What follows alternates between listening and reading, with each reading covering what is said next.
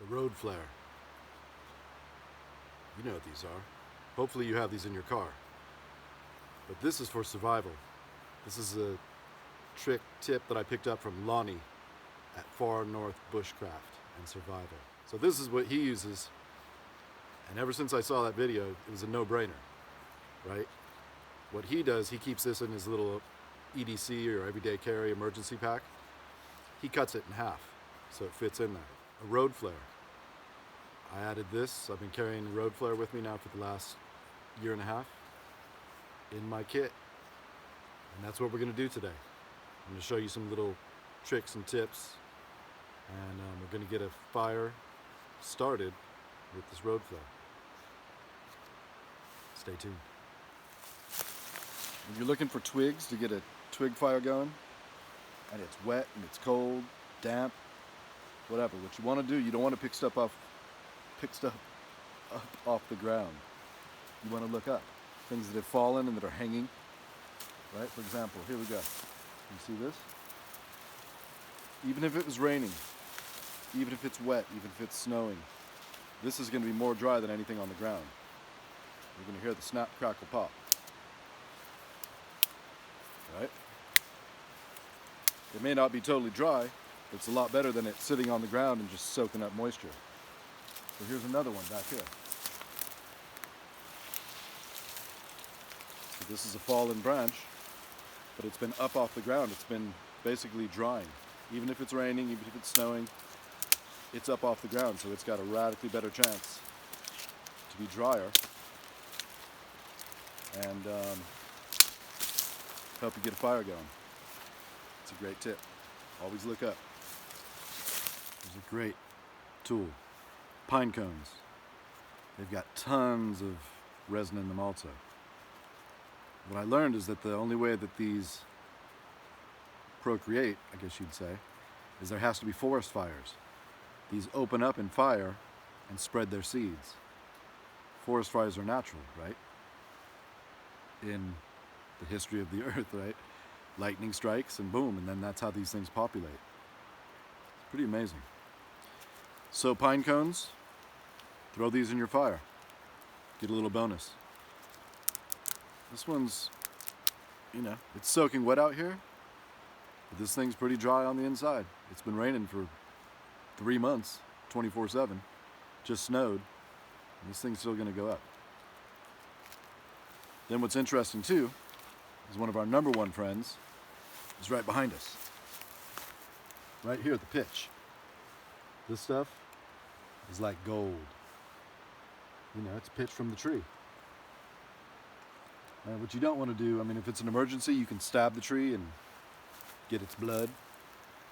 But if you find something like this, you can just be real, gentle. Don't take all of it. Just take a little bit. And this it's a fire extender, right? This stuff is like gel gasoline. It's amazing. So we're going to spread that on, we'll spread it around on some stuff. You'll see it'll take off and it'll burn. This little dab right here will literally burn for a minute. So it's the same as a Vaseline. It's the same as, your quick fires and all those little, flame extenders. But this is natural. So always look for this.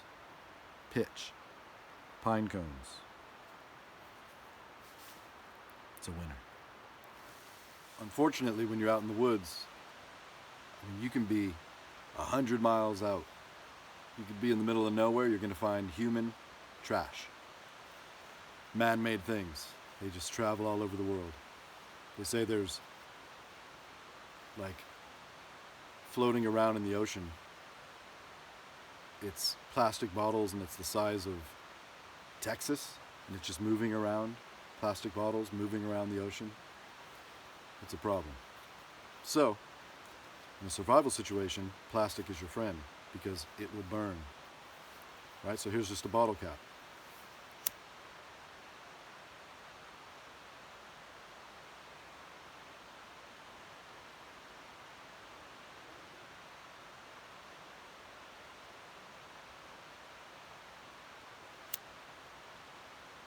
can see it, but it's burning.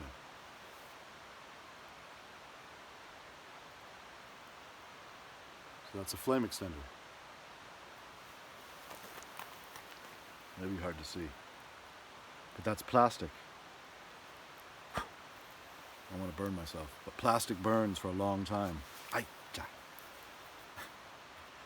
So if you find plastic bottles, if you find rubber, especially like pieces of a car, a rubber, piece of a tire, that stuff will burn for days. If you find a bicycle or your motorcycle's broken down or whatever, rip that tire off. Rip out the inner tube. Plastic, rubber, especially black rubber, it burns. But look around all your, things that you have. Anything plastic.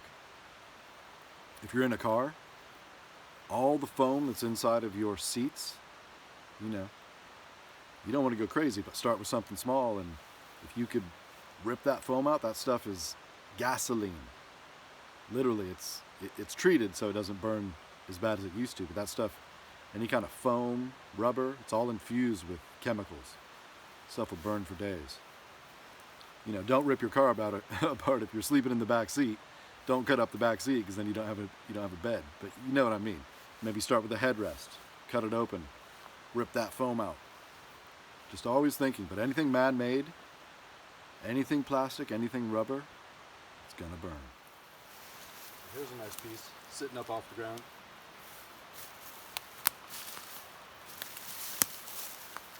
When you go to get your Twiggies, what you want to do is make sure you break them up, right?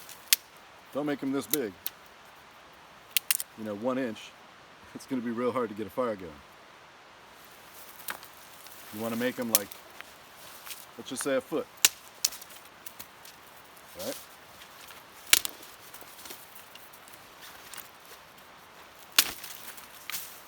So there you go. Because now we can get a little teepee going. We've got room to move. But what's really important is you want to always break these ends, because fire, what is fire like? Chaos. Right? So if you've got a perfectly cut end, the fire can't lick it. It can't get in there. It wants these imperfections and these splits and all of these things. That encourages the fire to get in. It gives it more of a chance. Right? It likes curves. It likes chaos. So anything that's, saw cut, perfect, 90 degrees, 45, it'll work. But in an emergency, you're trying to use everything to your benefit. You'll also see a lot of times on pieces of wood, bigger ones, people actually take their axe or a knife and cut into it. This is called a beaver tube, right? You're just cutting in, lifting up. Cutting in, lifting up. Because you just gave that fire 1, 2, 3 chances to get into these little tiny ones. See? Little tiny ones. And it can lick off that. Gives it more of a chance to get going. So it's a great idea if you've got the time. Split it up. It's kind of like a feather stick. Right? That's the whole thing we're doing with the feather stick. We're creating little shavings. Right? Little tiny babies. Because that will take a flame a lot better than this fatty will, right? Look how tiny that is. Well, here's the mega bonus. Pine, right? Pine needles. So this is just broken off. Now you can throw these on your fire, but before you do it, you got to know what you're getting into. Because when this goes up, this has a lot of resin in it. When this gets the flame and it starts going, boom. It's like 4th of July. It sparks, it goes straight up and it comes straight back down. So anything you have that's nylon or man-made, you're gonna get bombarded. Hundreds of holes. I had my new AquaQuest tarp. It was $80. I had just gotten it. I was so excited. Had it hung. Found some pine needles like this. Threw it on the fire, or a big pile like this, Threw it on. Boom, it exploded. 4th of July, it was raining fire. Put 25, 30, 50 holes in that brand new tarp in a second. So anything you have that you don't want to be ruined, if it's wool, you got a chance. If it's canvas, you got a chance. But anything man-made, nylon tarps, tents, sleeping bags. I ruined a sleeping bag like that too. When this goes on the fire, it explodes. Also, during the summer, you don't want to do that. Forest fires, right? If these embers take off, they can start forest fires. So be real careful. So here's that little bit of pitch that we took off that tree. That's maybe the size of a dime. You can see it. So let's light it up. Watch this. This is actually how you can make natural glues. You make torches. This is what they used to make torches out of. Right? So you imagine, get a pound of this stuff. You pack it on, end of a stick.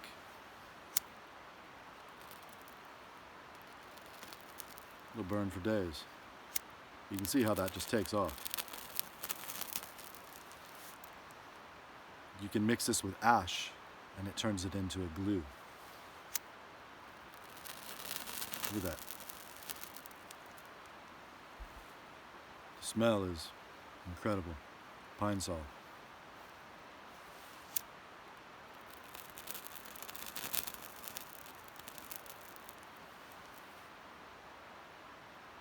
That's flammable. It's a great fire extender. So here's our road flare. Just standard. This is an old one, so we're going to see what happens with it. I found this at a Goodwill, but anyway, you can pick them up. I think they're right now about $4 each. It's a foot long. And the way it works is, here's all your fuel, right? So all the fuel is inside here. It's a hard stick. And then what you have is the cap. And I can see this thing's pretty worn down, but this is basically like a match striker, right? And we're going to strike this. So this is like a match head, and this is like the striker. Same thing. We're going to strike it, right? Strike it. Boom. Right? Strike it. And this thing's going to take off. And with these, it can burn down, and then we can take it and stick it in the dirt, put it out, put this cap back on, we can reuse it. Pretty cool. So, this thing's pretty worn out, but let's strike it up and get a fire going. So for this trick that I'm showing you using a flare, same principles apply, right? So if you can see here, I've got basically 3 different piles. Okay. It's real easy. What you want to do is get your twigs. You want to always start with a raft, something between you and the cold, wet ground. So here's 2 pieces of wood that have charcoal, and that means they're going to take a flame real good. That keeps us, it conquers the conduction, right? The conduction is this on the ground, and it's just sucking up all the cold and damp. So get it up off the ground. So I call it a raft, a platform, whatever. So we're going to use this as our platform. You're going to take 2 piles to start with. One on the right, one on the left. Okay? Then you're going to take your 3rd pile and stick that on the top of those 2 so you can see it. In the camera, I guess it would look like an A or a V, depending on how you want to look at it. Then we're going to, for this, we're going to put the flare here, ignite it, and once it starts burning, we're going to push this over the top, right? So you can see it clearly. You've got 1 side, 2 sides, 3 sides. Once it starts burning, we push that over the top. That's about it. All right. So we've learned a couple little tricks, and we've built our little twig base, right? We've got some burnt out logs on the bottom. It's our raft. We've got our 3 piles, left, right, and on the top. We're gonna spark this up. Boom. Stick it in here. Pull these twigs on top over it, and we'll see what she does.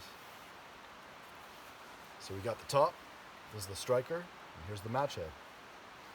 Remember to keep this away because it can shoot real quick. Also got some pine needles back here. I'm gonna throw those on to show you the 4th of July. All right, here we go.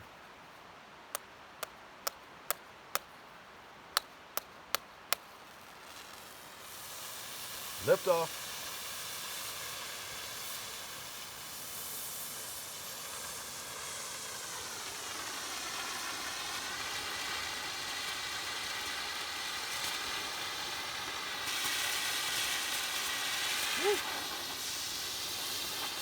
There we go, she's starting. Set that in here.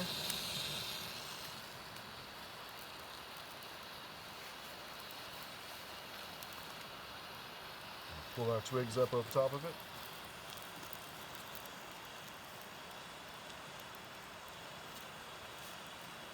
I can feel the heat. I'm a foot away from this thing. That's intense, intense heat. There she goes.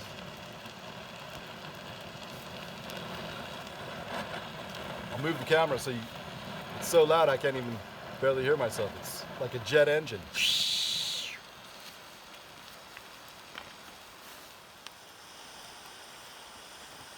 The red glow coming off this is wild, man. It looks like some sort of, I don't even know how to describe it. It's glowing red, like neon red. It's pretty amazing. We've been going for about a minute right now. The smell is horrible. But I can see that, I can hear things are starting to bubble. It means things are drying out. See what she does. I can see little flames building in the back. Flames wicking around here up top.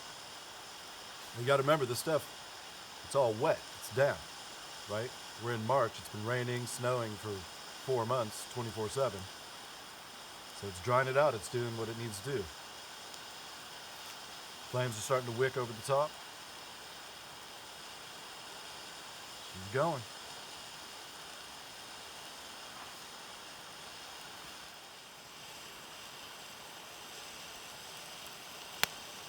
There we go, we got liftoff.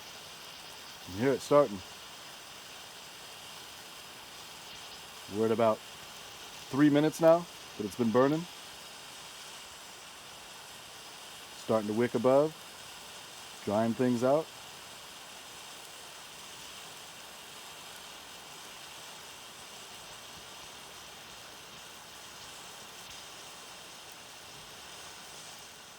It's coming, things are drying out. You throw some of these pine needles on there. Show you what she does. Put too many, you can kill it.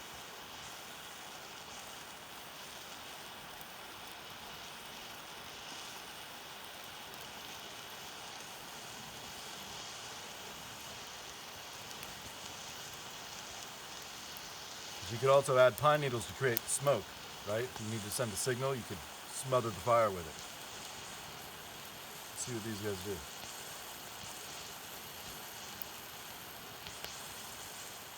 Picking up that resin.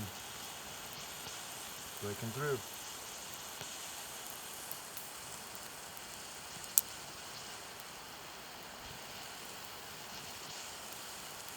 Yeah, definitely a smoke signal.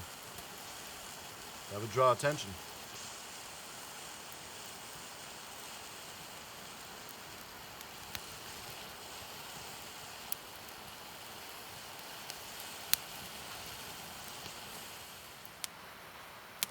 The smoke is intense. You can see that from a long ways away. That was as soon as I added those pine needles, started smoking because they're wet. They do have resin in them.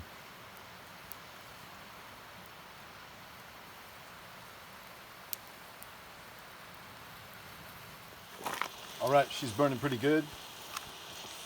I'm gonna try and salvage this, the rest of this.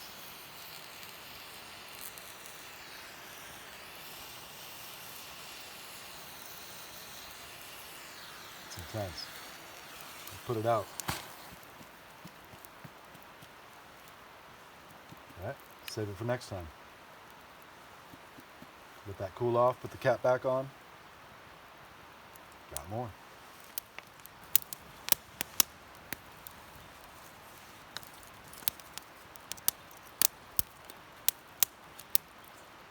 Sure she's got air.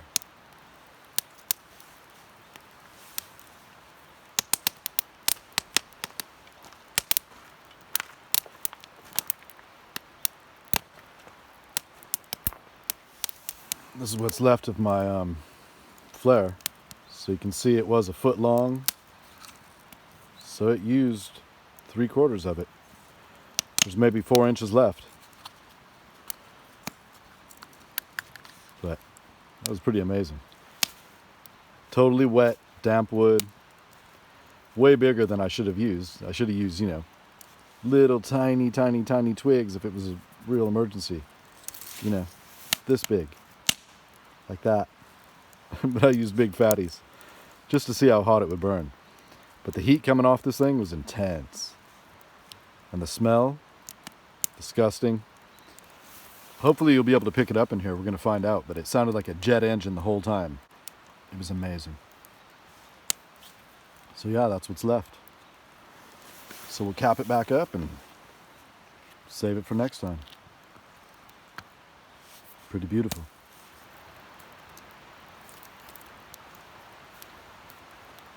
That was our road flare experiment. Show you how it works. Real easy, right? And you use just like a match, same exact thing. You just strike it, and she goes. You saw in the beginning it hiccups a little bit, which I remember. They take 30 seconds to prime themselves, and then they take off. And you see the red, intense glow that this gives off. It's pretty incredible. So, just a great tip that I learned from Lonnie and Connie at Far North Bushcraft and Survival. Definitely have, 3 or 4 of these in your car in case something happens. But for survival, think about it. You just saw what it did. Totally damp, wet twigs. Took maybe 5 minutes and the thing was going. All right, hope you enjoyed it. Adios.